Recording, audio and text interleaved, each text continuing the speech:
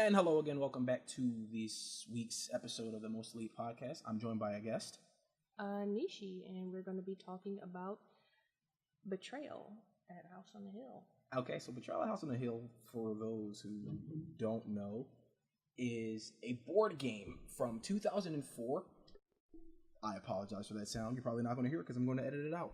But it's a board game from 2004, which at that year when it was released, it won Board Game of the Year, Best Board Game, and for good reason. Why do you think it won? I brung you on specifically because you love the game, and tell me why do you think it won? What do you like about this game? Oh man, it's a super amazing game. It's up to 6 players. Sometimes, if you're anything like me, where you've played for so long, you can kind of change it up a little bit, and I kind of cheat because I've got a lot of friends, so I add a couple more players to it. But it's such a great game because it's kind of like Dungeons and Dragons meet like every horror game or movie or book you've ever encountered, and it's just so many different things that can be done in this game. It's like always changing constantly. I find it interesting that you mentioned Dungeons and Dragons because they're last year, 2016? I don't know. Recently, it released a expansion called Betrayal at Baldur's Gate, which is a Dungeons and Dragons themed version of the game. I haven't played it. You've played it. What do you think of it? I actually think it's pretty cool. The only thing I do not like about it is that there are these things called haunts, which is basically how the game progresses, and these haunts are shorter. In the original game, Betrayal, there's about 150 of them. Yeah, I think it was and then there's an expansion for that called Widow's Walk, and then they add 50 more? Yeah, I think it was 50 or 40. Yeah, they add like something like that. So it was like 200. Right, and all of these haunts are about an hour and a half long, maybe a little bit shorter if you play them right. And I like that because it's kind of like almost like a movie length, and it's very detailed. You can literally write a story about every single one that you do. When I played the Baldur's Gate one, it felt like they were all maybe like 30 minutes long at max. So it seemed a lot shorter and quicker. I think that was probably their goal, but I think that was something that they probably shouldn't have done. I agree. I think it was their goal, and I agree with it. Unlike you, I think streamlining that game is a good thing. Okay, so we're just sort of jumping into it, but let's take it all the way back to the beginning. Mm-hmm. Betrayal at House on the Hill is a board game in which you and 4 of your friends, or is it 5? I don't know. 5? It's 5 of your friends. Mm-hmm. You all get pieces, avatars representative of you, and you enter with the mansion. The mansion it's a tile-based board game, and it's modular. And for those who don't know what that means, it means you make it as you go, and you roll some dice to determine where you're going, and you move. You move throughout this giant, huge mansion with traps and secrets to find, and are found in the form of item cards, haunt cards, or omen cards as we call them. You know, the omen cards, item cards, and event cards. Whenever you open a new room, there's an event. And it could be as simple as you find something shiny, yay you! Or it's like, oh shit, the monster from, what the fuck is that movie with Rick Moranis or whatever his name is? With the Rudy 2? What the fuck is the movie? With the plant? No. Little Shop of Horrors. The plant that Rudy is in the movie. in the board game. Yeah. And so it's cool because it really leaves a lot of variety. And I think that's why we keep playing it. Is that why you keep playing it? Well, I have a short attention span, so I play everything over and over again. True enough. Including watching cartoons over and over again. But no, it really is a very great game, and I keep playing it over and over again because it's just different every single time. I've never really done anything exactly the same each time I play. Like the last game I played, I ended up being the betrayer, essentially. We played that together. Yeah, I ended up being the betrayer. I'm talking about the time when I actually became Cthulhu, essentially. Yeah. I became I wasn't Cthulhu. there for that one. Yeah, basically my friends we started out in the house, and we were walking around. Basically what happens is you all go inside the house, the door locks behind you, you can't get out, and you have to just search the rooms and trying to figure out how to get out of the house. And eventually something's going to happen that's going to determine who becomes the bad guy. And I eventually became the bad guy, and turns out I was basically Cthulhu. And they were doing their best not to allow me to become summoned to the house. And I think you're Ai in that one. Oh, yeah? Yeah, from the Lovecraftian lore. Oh, I don't think yeah? you're Cthulhu, you're Ai, who's also Probably. a great god. So you might as well be Cthulhu, like, you the Probably. boy, like... It's funny, though, because, like, I make my own little pieces and stuff for the game as well, which is another cool thing, because they give you some set pieces, but I like to craft my own. So, like, I'll make, like, little tentacle monsters and stuff. Whatever description they give me for the particular haunt, I'll do that. I made, like, little dog charms and stuff, because you get little companion creatures as well, which is really cool. But, basically, they tried to stop me from being summoned, and, They failed? Wait, did you win that one? No, they actually beat me. Oh. Yeah, they actually beat me. Depression. We had someone on the team who has never played before, so I was kind of playing it a little cool. Yeah, you were keeping it greasy. Yeah, I was kind of giving them hints on how to play. I know. No mercy. You fucked I know. up. I'm really, really nice to newcomers when I get that game. I described you as super Dick Edie to Mike and them, because he had never played before. When we played recently, for those listening, Niishie is our game master. She hosts game nights all the time. We play a menagerie of different board games. I'm trying to get a Dungeons and Dragons group together. I would love to do a Dungeons and Dragons podcast, but I need to play the game. So yeah, but no, yeah, she's super Dick Edie. We're working on it when it comes to shit like this, because as she said earlier, she has a very short attention span, and she loves the game. So for most people, when you like something, you want other people to like it. So whenever we play, it's like, yo, this fucking game, bro, so good. I'm like, it's not so good. He's just mad because he has extremely bad luck in the game. The dice, they seem like normal dice, but two sides of the dice are blank. Then you have one or two, and then the others are 2 blanks. 1, 2, and then blanks. And there's 11 dice in total. 8. 8 dice. 8. Okay. You basically there's a ground floor, upstairs, an attic, and a basement. And for some reason, you always end up in the basement. Yeah, I always end up in the basement. A lot of stuff hurts you in the basement, but every game, no matter what, he rolls zeros and he ends up in the basement. And it's just his luck with pretty much any game is kind of like that. Any game of chance, I'm terrible at. So, like, for those who watch my other podcast, I don't really talk about games of chance because I hate them. Because for some reason, me and Dice disagree. We're not on speaking terms. The last game we played, actually, it was around my turn. So in the game, you move based on your speed stat. Every character has stats. And I picked a character with a 4 speed stat, meaning I could move 4 spaces total. And I leveled up his stat, and I got 5. So that means I can move 5 spaces total. Some rooms in the game force you to make a speed roll, meaning you roll the amount of speed stat you have. So I entered a room called the something room, and there's a big hole in the floor in the room. And if you fall into that hole, you take a die of damage, and you end up in the basement. And so of course, always I entered the room and I was like, oh great. Now keep in mind I had 5 die. 5 die. I'm like, yeah, fuck, I'm about to cook this. I think you only need to beat 3 or something to jump the hole. I rolled 5 die and got all blanks. Ended up in the basement. So yeah, I don't like that because it's a huge game of chance. And yeah, I hate it.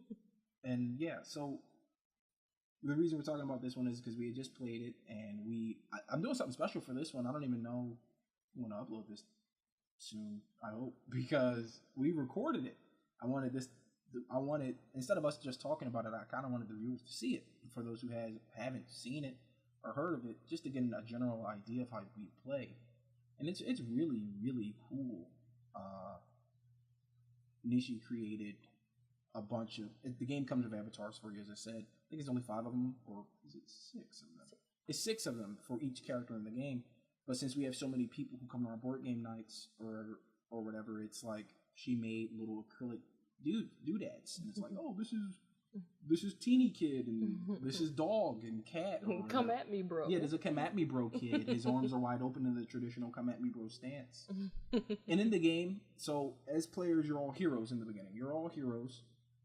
when you first start out your adventurers, and you're all together, and each room you discover has either an item, as I said, an event, or an omen. If you pick up an omen, it'll give you something like the skull, see into the eyes of whatever. But each time you pick up an omen card, you have to roll 6 dice. And when you roll 6 dice, you have to beat the amount of omen cards on the table. So if you're playing and 3 people have picked up omens already, it's 3 on the table, and you encounter an omen, now it's 4. So you roll 6 dice and beat 4, which doesn't sound hard, but keep in mind each dice only has 1, 2, and blanks. So the probability of getting those blanks is pretty high. And that's just for phase. The game takes place in 2 phases. That's phase 1. Phase 1 is explore, collect items, buff yourself to several rooms in the house, which if you land there, you can select a trait to level up. Like you want to be stronger, you want more mentality, you want your sanity, because there's things in this house that'll break your sanity. And much like with any game, if your stats go too low, you die. And when you die in the game, you're out of the game. And that's crazy to think about for a board game, but it's pretty legit. There's been many occasions where I've died or Niishie died. But there's been many times where we've escaped death, you know. And so when you roll those dice and you miss how many green cards, you don't get it. You have to start a haunt phase, and a haunt phase is like where technically a story will write itself. As I said, the house is modular, so wherever you've been in the house, those are the rooms. They remain, and then the haunt begins, where it'll be like, oh, you're a werewolf. It's called Betrayal because usually, not always the case, but usually the haunt is a group of survivors versus one of you who has become the traitor. And it comes with a book called The Traitor's Tome, and you read from it to tell you how to defeat your team, your previous team. And if you're reading from the Hero's Tome, it's how to beat the person who betrayed you. And it's pretty cool because sometimes they're betraying you for reasons of greed and stuff, and other times their mind gets taken over. It's a really, really cool game. There was this one that was really funny. Basically, there was about 6 of us playing, and this haunt had happened where a giant bird of prey came and just lifted the house off of the ground. And basically, there was a few obstacles in the house that killed off a few people, leaving it to be maybe like 4 people left, but there was only 1 parachute. And basically, we all had to either beat each other up or race to the parachute and jump off of the house, because otherwise we were all going to die, and the bird was just going to either drop the house and kill everyone, or we were just going to just lose. Either way, nobody was essentially a traitor in that one. We were just kind of all fight for our lives kind of a deal. So it can range from either everyone fighting each other to try and win, one person be the traitor the entire time, or it can be a traitor that slowly starts to turn other people into traitor. Like it could be like a zombie one where they start to turn people into. I love the bacteria one. That one's really cool. You hand germs off to people every time you enter the same room as them, and it's like, oh, you got the goo, you got the goop. And then what makes that one cool is you're not supposed to tell. Yeah. Yeah. If you have the germ when you're the douche face who's infecting people, you can't say you are, and whoever else is can't say they are. So when you hand germs to one another, if you look at it and you got the germ X, we'll call it, you're now both on teams trying to infect the others, and you can't say you've been infected. And that's why it's called Betrayal. It's like, oh, you traitorous son of a gun. Like, it's really cool. Yeah, there's 6 characters in the game. I play as this little girl. I think she's like 8 years old, and her name is Zoe. For some reason, she has a strength stat. Yeah, she's pretty strong. But basically, they all have a specific haunt as well for the game. And for Zoe, she really likes dolls a lot. So if you just so happen to get her haunt is really cool because basically she does these like little voodoo dolls, and each voodoo doll gets assigned to each player, and she hides them through the house, and you have to find your specific voodoo doll, otherwise you'll die by whatever that voodoo doll is. Like for like maybe Madame Zostra, which is another character in the game, Zoe will probably make her doll like the glass doll, and she'll kill her by pushing the glass doll off the shelf, and it'll shatter. And other ones is just like the wooden doll, probably set it on fire, something crazy like that. But they all have their own specific haunts that are really cool. Flash, the fast guy, I think he turns into a werewolf in his. Wait, that's Flash's specifically? Mm-hmm. Oh man, that's cool. Yeah, he turns into because he's really fast and strong. I get it. They turn him into like this big crazy, and he's like damn near immortal. He's really strong, really fast, hard to kill. Right. So it's all pretty cool. I can't remember what the scientist guy was. He might be the germ one specifically. He might be. Yeah, or I feel like the germ one was a new one. Yeah. No, it wasn't a new one. It's an old one. It's an old one. Remember all I was gonna say all the old ones are good. Yeah, all the old ones are good. The old ones are really good. The new ones, however, they were made by a few new people. Yeah, so like the old one was developed by like 4 or 5 guys. Forgot their names. Mike Sillinger or something. I don't know. I don't have a list. But all the old haunts are great. Even the ones that are a little slower than some of them are really fast paced and some of them are really methodical. But they're all really, really good. So an expansion was announced. It's come out long. It's been out for a while. Widow's Walk. It's called Widow's Walk, yeah. And they had a couple of different developers on it. Only one of the original development team returned for it. The guy Mike Sillinger. I'm sorry, I'm mispronouncing your name if you watch this. And some new people. And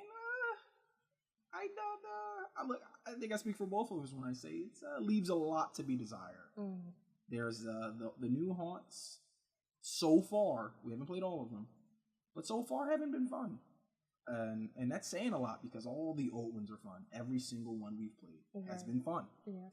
And the new ones are like, they're like, some of the wording is really weird and it leaves a lot up to like, so do they mean this? Or can I do this? It's not really described in the old rule book because it's a new one and it didn't really come with a rule book. It came with just like a diagram of what the new haunts are. And it's like, I don't know, Skip. I don't know about like, I don't know about this. Yeah, all the old ones are very detailed. You have no questions. You know exactly what to do, how to win, how to lose, everything. When you get to the new ones that have been added, it's just like the stories themselves are actually really good. However, the wording to them, it leaves you with questions like I should probably Google if I can technically do this or if I could do that. Like, I don't understand. You basically have to make your own rules up, which really isn't that difficult to do if if you play the game as much as I do. You can kind of make up rules that make it fair for everyone, but it's just really annoying because it shouldn't have to be that way. Being as though there was an original creator on the expansion, it just seems like they maybe they rushed it and didn't really play test it with people who have not played it before to really get the idea that something's a little wrong here. Now, the best part about the expansions though are they give you new floor tiles, which is great because it's more house. The house is bigger. That's always amazing to have a bigger house. The item cards, the omens, and the event cards. That's also a great part of having the expansion. The only thing I have a problem with is just the haunts that are added in the expansion. Otherwise, it's great to have. But if you are a new player, I recommend getting used to the original game before adding in the expansion to Betrayal. Yeah, absolutely. Play the first one, the original out of the box one, the green box. The Widow's Walk is an orange box with a woman on it, like like a ghost or some crazy shit. But yes, please play the expansion because the original, because the original it'll indoctrinate you into the game. You'll love it. I feel like if you play it right, like you follow the rules and play it, you'll love the game. No question. It's such a well designed game. I can see why it won Best Board Game when it came out. Not sure if it's won any awards since, but it's already got the prestige of winning that original award. So it did a great job. But yeah, as far as the expansion goes, the stories are cool. They're just not executed properly. I think, as Niishie said, I think they might have been rushed. And I think that it was just sort of like, we got to get this out. We promised. It was one of those situations, which is another reason I think they made the Dungeons and Dragons edition. They was like, all right, let's do this right. Let's get it done. Because I don't think, I haven't played it again, but is there glaring issues that immediately jump out at you like with that one? No, it's literally the same game, except the haunts are shorter. They seem to, I've played about 3 rounds and all of them were very simple, very easy. It did not take us long to finish them. Literally like somewhere between 20 to 30 minutes before the games were over. So other than that, they were really cool. They added a few new things, like they gave the characters, not only did they have the stats like the other characters did, but they also had like skills on their card. Like Dungeons and Dragons. Right, exactly. I gotta play the new one. Yeah, it is pretty cool. Like I obviously, I played as like the elf lady, and she's like an archer. Yeah. And yeah, it was pretty cool. But I ended up becoming the the betrayer, and they turned me into a giant frog beast thing where I guess at night when everyone was sleeping, I I laid tadpoles into the bellies of all the other characters. Jesus. And basically I was just trying to keep them alive long enough so that they would hatch. Is this Alien? Something like that, but I was just like a giant toad monster, and I was just hopping around in the sewers and stuff, and it ended so quickly because I could not move very far. I could maybe move like 2 spaces at a time, and I had a special skill where I threw like spit fireballs, and you had a very specific set of skills. I only get 1 per amount of other players. No. Oh, okay. So how many players was there? For the whole game, I had 3. They didn't replenish? No. Oh, Jesus. So Christ. basically, gotta do a long rest. That's D&D talk for you. I had 1 fireball for each person, and if I didn't kill them with the 1 fireball, which wasn't going to happen, some of them were really strong. They had a lot of health. Right. Yeah. Then that person would have just had to die otherwise. But they easily killed off my tadpoles too. Yeah. You know, because they had to just go somewhere, get a potion, and swallow it, and kill my babies in their belly. Like, come on! I just want you guys to like have my babies explode out of your bellies. Like, I mean, you're not asking for too much. I'm not asking for that much. I just want my babies to survive. Come on, I'm only creature. I'm a toad thing. But it was short, it was cute, but I really would have liked it to be longer, and maybe just a little bit more details to maybe make it last a little longer. Oh, well, you know, I'm going to buy it soon, so I'll be playing it, and I hope I like it as much as I like the out-of-the-box first edition. Well, not the first edition, they changed it a lot because there was some broken games and stuff. You know how it goes with board games. Some playtesting sometimes get overlooked. Nothing you can do about that. That's the same thing with regular games. But, regular games. Same thing with digital games. Yeah, so before we end the episode, I wanted to talk about, what did I want to talk about? I wanted to talk about a specific haunt. Yeah, so as we said earlier, some of the haunts don't pit you against one another. They make you work together. And there's one that sticks out in my memory. It was one where the house began to flood. And you as survivors have to make it to the attic. It's one of the newer ones because the attic is a new addition. So you had to make it to the attic. And in the attic there was a rowboat. But the rowboat only had a set amount of seats. And there was a hole in the rowboat. So it could only hold a certain amount of people because of that. And you can't kill one another on the way. Also, the rule of it is the boat won't leave unless every hero is at the boat. And I know how that sounds. It's like, but what if someone's hurt or they can't get to the boat? Because what happens is each floor slowly fills up with water. If it's halfway, you lose 2 speed. If it's fully underwater, you lose 4 speed and you take damage each turn you're on that floor. So I just remember thinking like, okay, the cool part about this game is you as players can attack one another. So let's say 2 of you were at the attic at the boat. And one of you was a floor down, no water, and the other was on the first floor, water at their feet. You got to start to think to yourself, is it just profitable for that one player to go downstairs, kill that guy, and come back? You know, because the 2 people at the boat can't leave until every hero is at the boat. But that doesn't mean every hero is going to make it to the boat. So you could go, you could have, or 2 of you could go down, double team the guy, go back up before the water prevents you from moving, and then take off. Because with one of you dead, every hero's now at the boat. It's like situations like that in this game really make it stand out to me, and I really, really like it because of that.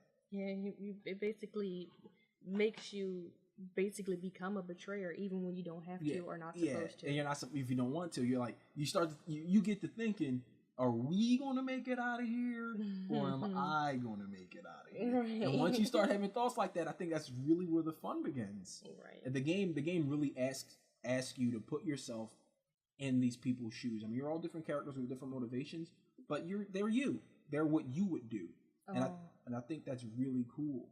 I was just thinking about how if that person on the bottom was you, and you always choose the professor who is like an old man. Yeah, it's like 3 speed. And it's like, he's not going to survive anyway. He's going to die. Yeah. So, let's go and kill him. Yeah. Let's put him out of his misery, right?